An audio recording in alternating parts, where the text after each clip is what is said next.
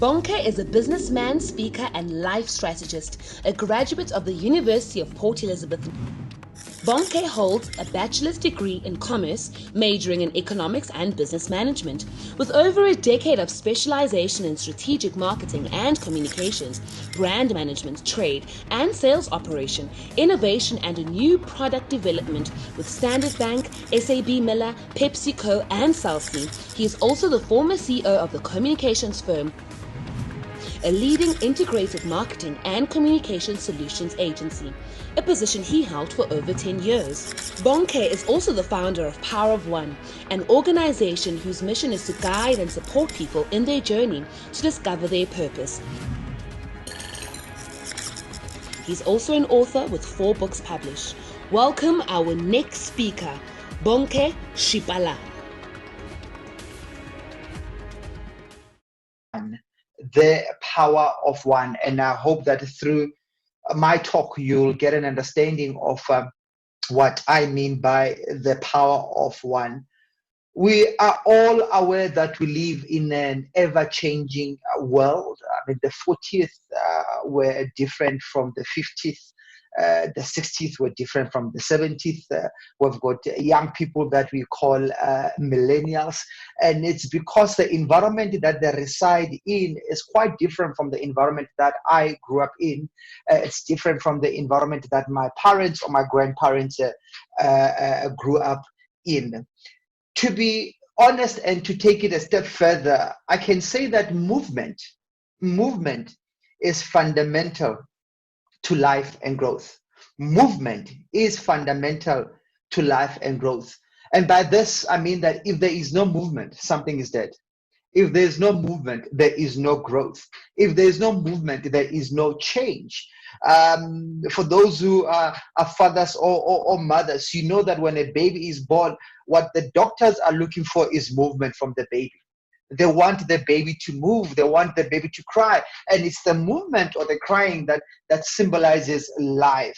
If ever you've taken your car to a car mechanic and there's an issue, it's the cracking of the engine that makes the mechanic jump for joy. If it starts the car and the car does not make any sound or there's no movement, then there's something wrong with the car. It might be called a car, but it won't function like a car. So movement is fundamental to life and growth.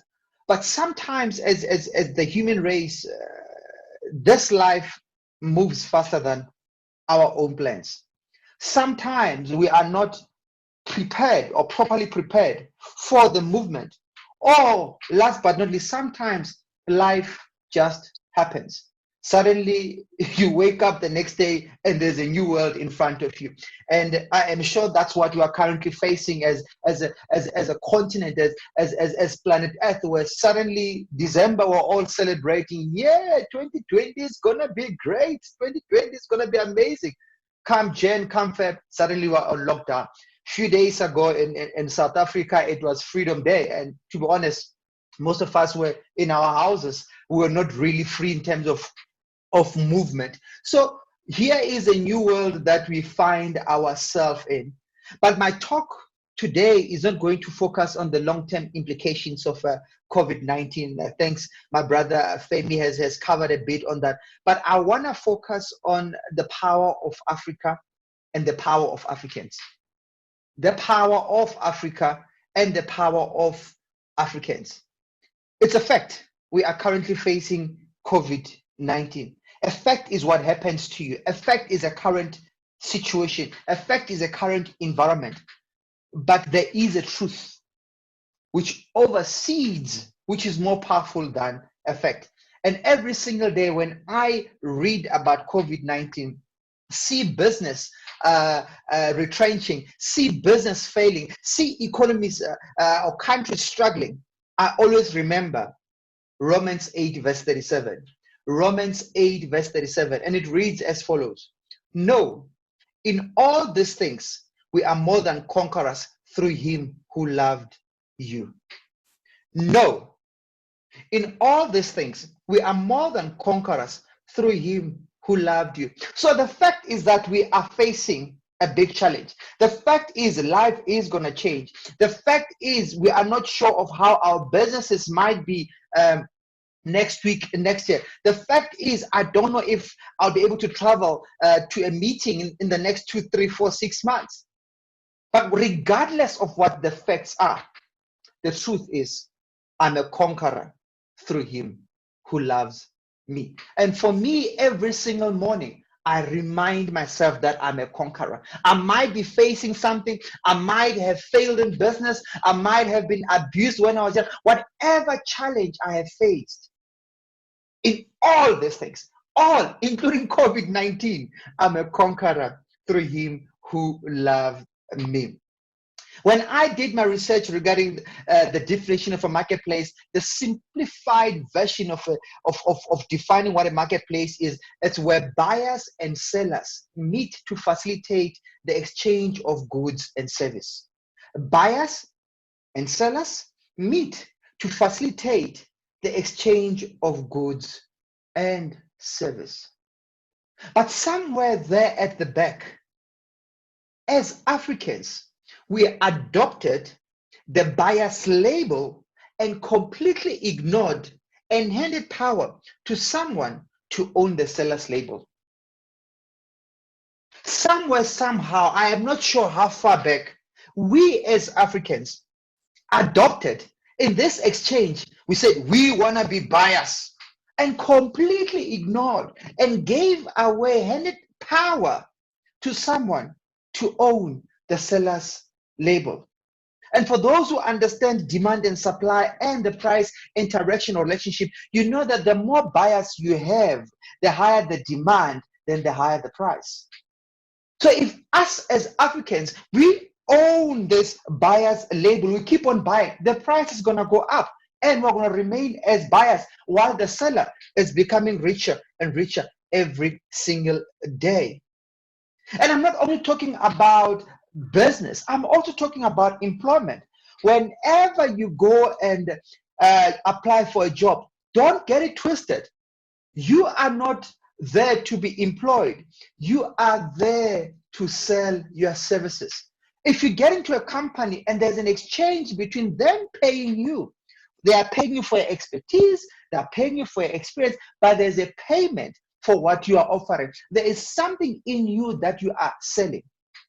But because we have this mindset of bias, we go into a company and all we do is beg for a job, beg to be paid, beg for a bonus, beg for a salary.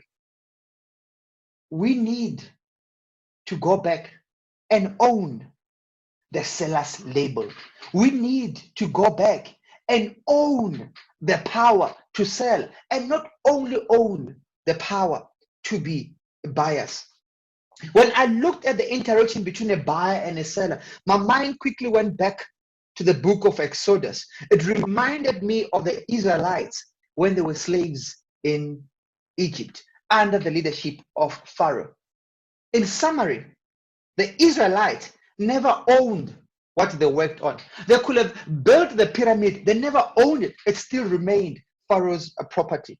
They didn't have control over their future. They could not influence their future because everything was done through Pharaoh. Their kids were born as slaves. Simply means that all generations were born as slaves. All generations were born as buyers. And I think that's what has happened to us. In various countries, kids are taught about entrepreneurship from a young age. Kids are given a chance to run a business from a young age. Loans, business loans are offered much easier. But in Africa, most of us go to university to be employed. Even if we have an opportunity to start a business, we focus on the risk rather than the rewards. Most of us, when we start earning a salary, we spend more money on insurance. We spend more money on life policies rather than selling something that is already within us. But in the book of Exodus, change did happen. Change came in under the leadership of one person, Moses, the son of Amram. At the age of 80, he was instructed by God to approach Pharaoh for the release of the Jewish people. It took one individual, not a protest, not a march, not a petition. It took one person who had trust in God and saw God as the source, who had trust in God and saw God as the source. For us Africans to reposition ourselves for the future of the marketplace, to reposition ourselves from being buyers to being sellers, we need to trust in God and we need to see God as the source. And those are going to be the 2 points that I'm going to summarize that are going to help us reposition ourselves from buyers to sellers. The first point is trust in God. Trust in God. Having grown up in church, been in business, I had lots of friends who are Christian, I realized that most of us believe in God, but never reach a level where we trust God. Most of us believe in God, but never reach that new higher level of trusting in God. The simplest way I can dramatize the difference between trust and believe, somewhere in Canada, there was a young guy who used to be a great tightrope walker, and after doing it between buildings and getting fame, he decided to do it between two areas, and there was a big waterfall in between. So people were standing on both sides clapping hands for him. He walked from the left to the right on a tightrope 3,000 meters above ground, and everyone clapped hands for him. Second time he did the same thing, but this time he actually was pushing a wheelbarrow from this side to that side. People clapped hands for him. He asked, "Do you believe I can do this again?" Everyone clapped hands for him. He took a pack of milli that weighed 100 kilograms, put it inside the wheelbarrow, pushed it from left to right, and then actually went back. And people clapped and says, "Do you believe I can do this again?" Everyone clapped hands for him. They took out the milli bag and looked at the audience and asked one simple question: "Is there anyone who volunteers to get into the wheelbarrow? I'll push you from left to right, right to left." Silence. No one was willing to do it. It simply means that the audience believed in him, but they did not trust him. The audience believed in what he was doing, but they did not trust him. Trust requires risk. Trust requires participation. Trust requires involvement. Trust requires taking leadership. Trust requires ownership. Trust requires responsibility. You can't say you trust something if you're not inside or doing it or participating or owning the process. Most of us are believers who are out there clapping, "Wow, the richest man in Africa. Wow, the richest man in South Africa. Wow, he's donating this and that and that. Now we need a relief fund, so we're getting it from so and so. Well done." That is believe in someone. Trust requires you to participate. Trust requires you to make a movement. For us to become sellers, we have to trust in God. We believe that God can do things for others, but we don't believe that God can do things for us. We believe that God can do things through other people, but we don't believe that God can do it through me. If God can give XYZ $1 billion, why can't I get it? Why can't I start a business to have that $1 billion? So we need to progress and grow from belief, which is external view, to trust, which is internal participation. Number two, we need to see God as the source. We need to see God as the source. For those who run businesses and pay salaries, I'm sure that none of your employees have ever gone to an ATM and bow down to the ATM and say, "Oh, ATM, thank you for the money." Or if ever they see a bank advert or bank billboard, bow down to the bank billboards. "Oh, bank, thank you for the money," because they fully understand that the ATM is not the source, but the resource. The ATM is just a channel for them to access their funds. I, as a CEO, press enter, the money goes into the account, they go and withdraw it from a particular ATM, or they swipe whenever they're buying. They never worship the ATM, they never worship the Swiss machine. They understand that that is just a channel. I'm here to remind you today that your boss, your company, the business deal that you have, the business partner that you're working with, the tender that you are currently applying for is not the source, but the resource. There's only one source in this world, and that is God. And that is why now, even during this COVID-19 period, even though my flesh might be worried, my soul is satisfied. As long as I am still close to the source, there is nothing that is going to stop me. Because I am close to the source, I'm a conqueror through the source who loves me. Unfortunately, most of us, because we're in business, because we're in the marketplace, because we want to get promoted at work, we have made our bosses the source. We've made government the source. We've made the banks the source. We've made whoever opens doors for us the source. And God is just chilling there watching you. He says, "Hey, my son and my daughter, why are you replacing me?" You are taking a channel, you are taking an ATM and thinking that is the source. The sad thing about a resource is that if you don't put anything in, as time goes on, you can't withdraw from it. Let's be honest, regardless of how good your boss loves you at work, if you don't come to work for 2 weeks or a month, you won't get paid. Doesn't matter how long you've worked for the company.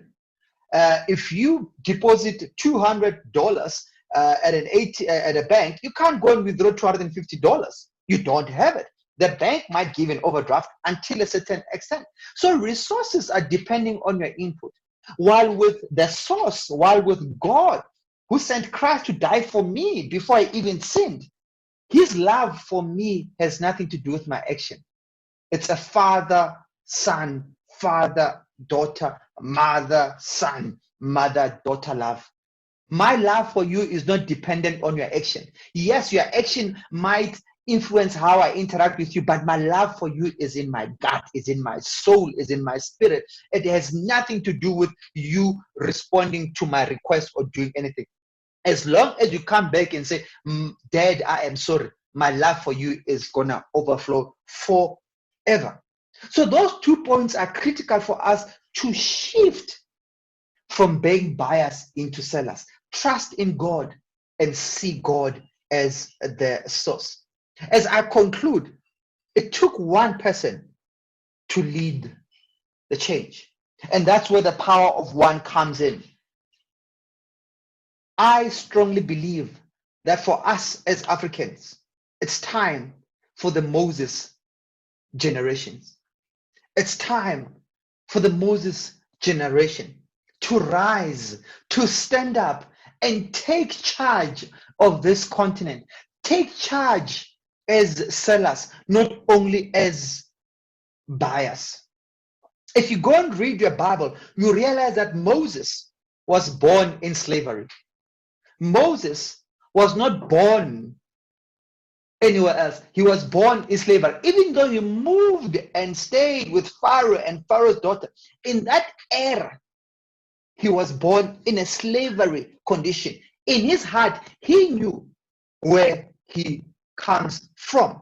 And what that means for me and you, we are born in Africa. Some of us are very fortunate. We were able to run our businesses. We're able to move from LSM2 to LSM10. We don't have issues with the monthly cash flows. But deep inside, we know that Africa has been enslaved. We know that Africa is a continent of buyers rather than sellers. I want to encourage you and say this to you. You don't have to wait for the situation to change. You have to change the situation. There's a quote by William Butler which goes something like this: do not wait to strike till the iron is hot, but make it hot by striking it. Do not wait to strike till the iron is hot, but make it hot by striking it. And for us Africans, we need to start moving. We need to start participating. We need to start to be involved. We need to start taking leadership position. We need to start taking ownership. That is trust, and that is seeing God as a source. Number two, Moses had to leave Egypt. Moses had to leave the system. Even though we are born under this dark cloud of bias, under this dark cloud of just following the system, we have to move out spiritually and from a mindset position. Matthew 6 verse 24 reads as follows: no one can serve two masters. Either you'll hate the one and love the other, or you'll be devoted to the one and despise the other. You cannot serve both God and money. I am sure that Moses could not save the Israelites if he was still serving Pharaoh. Yet to move out, reconnect with his God, know that God is the source, trust in God's instruction, then he can go back and fight Pharaoh for the release of the Israelites. Number two, Revelations 3:15-16 says that I know your deeds. You are neither cold nor hot. How I wish you're one or the other. So because you are lukewarm, neither hot nor cold, I'm about to vomit. Other version says, spit you out of my mouth. Because most of us are balancing between God and this world, balancing between the source and the resource. God says, I don't like it that way. Either you believe in me or not. Don't believe in me when you're in need, and when I give you the resources and the wisdom, then you leave me to go and do things with the world. Even if you have money, still pray to me. Even when you're struggling, still pray to me. Even when you have accounts, still pray to me. Even if you get a new job, still pray to me. Everything starts with God, not only when you are in need. You might be sitting there and say, Bonnke, I'm just one poor person in a village in Africa. How will I ever change my life? How will I ever change my community? My brother and sister, there's a verse that you all know, Jeremiah 1 verse 5. Before I formed you in the womb, I knew you. Before you were born, I set you apart. I appointed you as a prophet to the nations. When I read that verse for the first time, I got slightly confused. It says, before I formed you in the womb, I knew you. Before I formed you. So there's this you, I knew you. Simply means that before God created this physical structure that we call a body or Bonnke, there was a you that God had created that was placed within this particular you. So in you as a person, there are two yous. There's this you that people see, there's the you that God created. And it's about time that the you that God created becomes more powerful than the you that the world created. Because whatever the world creates for you, it can take away from you. But whatever God created in you is more powerful than what the world is in you. So it's about time for us to discover our purpose, discover what God has placed within us, and use that as a bridge to trust him. Use that as a bridge to see him as a source. Your natural flesh, your natural understanding, your natural education can never trust God, can never see God as a source. It's the you, the purpose, the soul, the breath that he placed in you that is going to assist you in trusting in God and seeing God as a source. And if we do that, I bet you the next generation will be born as sellers and not buyers. May God bless you all.